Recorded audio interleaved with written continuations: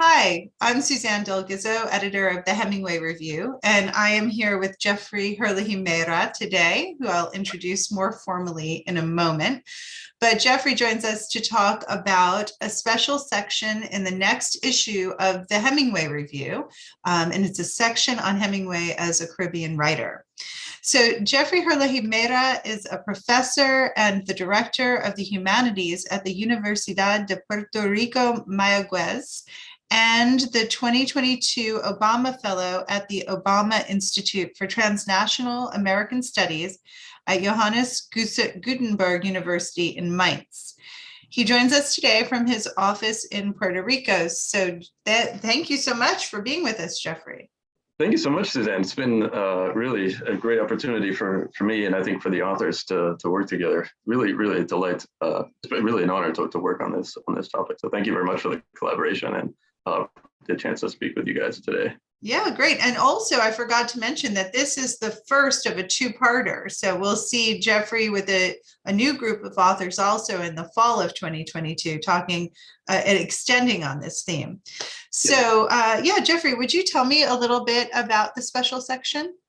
Sure. Yeah, I'd love to. Well, I think that we're in really a special moment, a healthy moment for Hemingway studies, one that involves a timely revisiting of his life and his work in the Caribbean, and his life and his experiences in Cuba. The set of articles focus on perspectives developed in the Caribbean, kind of widely defined in the Caribbean, here in Puerto Rico, as well as Cuba, as well as scholars who work in Florida. Just actually, before I get into any more detail, I just wanted to say that two of the six authors, unfortunately, have passed away, Raúl Villarreal and Enrique Cerulles. So in that sense, I mean, it's been a delight. It was a delight and an honor to work with them. It's really something I just want to recognize. Also went with the other scholars who passed away recently, Peter Hayes, Scott Donaldson, Stoneback, Allison Baker. That's a very difficult thing. But those people have been incredibly influential in this work. You know, it's directly and indirectly. Moving along, so two quotes I'd like to share that are not from this section itself, but from what the collection aims to achieve. The first is from Douglas LaPrade, who writes that Americans cannot really understand Hemingway until they leave the United States and live in the countries about which Hemingway wrote. And Robert Wheeler writes, I think it is very difficult for Americans to understand and appreciate that a celebrated American-born author, in fact, belongs, if anywhere, to Cuba. So in part, the motivation and the idea of this was to give kind of US or English language readership some access to kind of the Caribbean world and the scholarship that's being done here. Much of it is in Spanish. I'm kind of rethinking Hemingway outside the mold of the US, and kind of outside English language scholarship to a degree. So those will all be kind of the fundamental parts of what we hope this section does. That's great. And I really appreciate you reminding us of the many losses that the Society has sustained in the past year, really, and a couple of years. And especially in this section, Raúl Villarreal and Pablo Cerulles, right? Enrique Cerulles, who I had the pleasure to meet very briefly when I was in Cuba in 2014. And so I think, you know, it's a wonderful moment to say how much on the forefront of Hemingway scholarship those authors were, because now here we are looking at their work and trying to reframe Hemingway in this way. So thank you for that. And also, of course, Bickford Sylvester, who worked on Hemingway and his Cuban works too, with Larry Grimes. All right, great. So I think you answered this, but let me just make sure there's nothing else you'd like to say. What inspired you to want to pull this section together? Well, I live in the Caribbean. I think my relationship with Hemingway's works, as well as with the English language and with the Spanish language, have all changed in relationship, kind of my own experience here. And I wanted to bring some attention to the kind of Caribbean scholarship and what it does offer to Hemingway studies more broadly. You know, there's a lot of exciting work outside of the scholars cited that who participate in this. It's being done in Dominican Republic and Jamaica and places like that. So. Great, wonderful. So that explains a little bit why we need two issues to cover this special section. We're kind of catching up with this scholarship. Can you tell us a little bit about the 3 articles that appear in this issue? Sure, sure. So the first, well, I don't know if there's a specific order, but one of the authors is Carlos Alberto Peón Casas, who is a professor at the Universidad de Camagüey. His article is entitled "Hemingway in Cuban Contexts: Revisiting the Reaches of His Imagination," and he looks in on his own experience with Hemingway. He's a fascinating man, by the way. He's a man who writes about Hemingway, I think, doing the things that I feel like I would like to do, but I haven't quite, gotten to where he is because of the rich kind of context of where he is and being able to really have a pulse on what is happening in Cuba, what has happened in Cuba with relation to Hemingway in the recent decades. So his kind of does work with language, looking in on the ways that Hemingway influences Cuban society, the way Cuban society interacts with Hemingway's works and kind of that role. Really, really interesting. And one of the, just a quote from it is, "The Hemingway imaginary is vital to Cuba." And so that's one of the topics that I really enjoyed thinking about and thinking through with him. And I translated his article. And for me, like, translation itself is a way to kind of get into the ideas in a much different level. And so his work, I'm really glad that I'm kind of a friend of his and we do this work together. He also has a blog called Hemingway Bitácora, hemingwaybitácora.blogspot.com. And he writes, I think that what his article was really kind of a compilation of a lot of reflection that he's been doing over the years, which he kind of brought together and crystallized into the article, which I don't want to say more about it. I'll let it be there.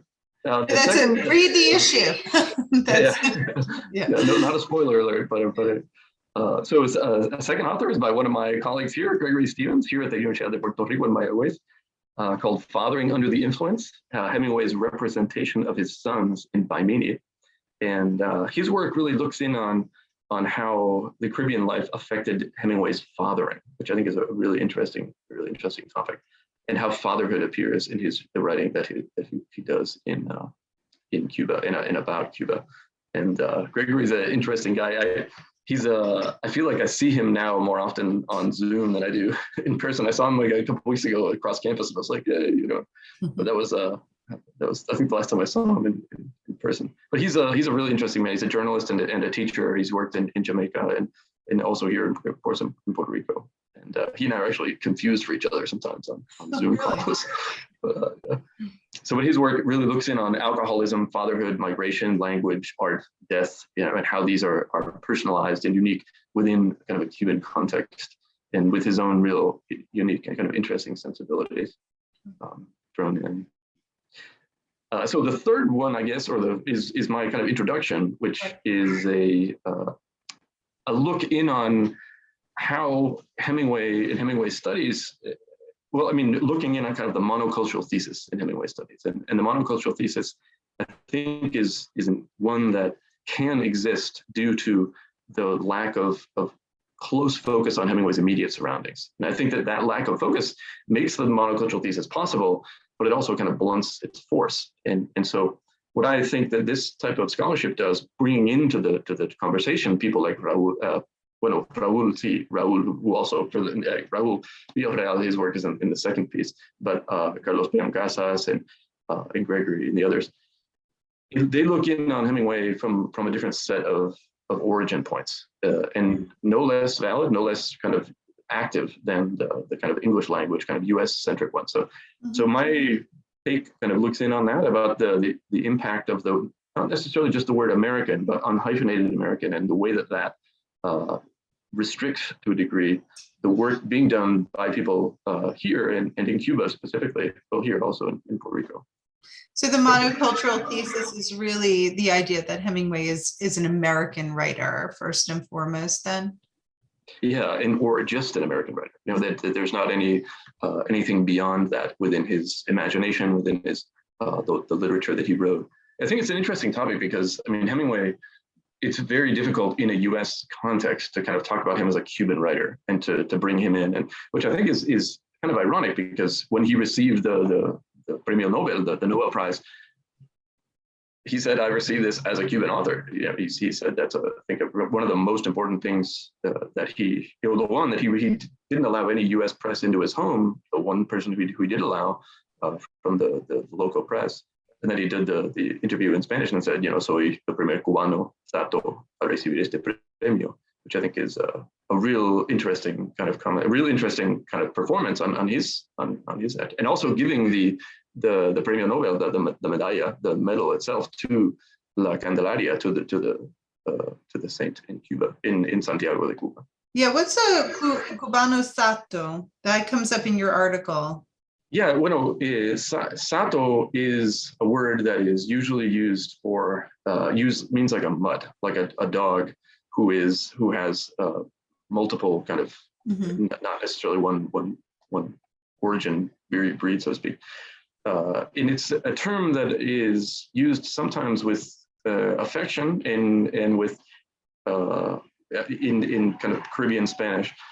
And it's one that I think is very important to focus on with Hemingway, because it's the fact that he knew enough, that he had decades of experience within Cuba, within Cuban Spanish, and understanding the sensibilities of that word and what that word means in his context, being able to say it to the community, with the community. I think it's a really interesting point of emphasis with him on this topic. Yeah, and I think, Hemingway scholars have wrestled with the fact that, he didn't really live in the United States very much as an adult author, but there has been a privileging, maybe because of its familiarity of the European experiences, I think, and for a variety of reasons, the Cuban years have been hard for US scholars to access and excavate. Certainly, in terms of access, in terms of, there are, in fact, that interview, it appeared in a documentary that was, I think it was a Cuban documentary, but I saw it for the first time at the Hemingway Library, and I said to myself, oh my gosh, it was one of those kind of like mind exploding moments when I sat down at that point, like, I can completely imagine this happening in Hemingway's life at that moment, and it kind of like was a realization of that kind of window, almost like for seeing that. And but I think it's that kind of lack of access, and also kind of the embargo, and the kind of unnatural kind of separation of the two intellectual communities. And they're not two intellectual communities; they're really one, with different experiences. And this type of work, I mean, this section hopes to kind of bring those intellectual communities together, those perspectives together. Okay, great. And one final question for you today. How does understanding Hemingway as a Caribbean writer help us reframe him or understand him or approach him differently? Well, I'd say kind of de-foreignizing Hemingway in Cuba, kind of Cubanizing him in his writing, placing him as kind of an ordinary part of the cultural landscape. I think this is a transition that allows new conversation about how he influenced the literature and the culture of the island. And how his own work is kind of a dialogue with Cuban writing and with Cuban daily life, but also with the art and the experiences of migration. These are, I would hope that this collection, provides some of that context to consider these new ways of appreciating Hemingway and appreciating his writing. Okay, great. Well, thank you so much for being with us today, Jeffrey. Thanks a lot for having me. It's been a real delight. Thank you.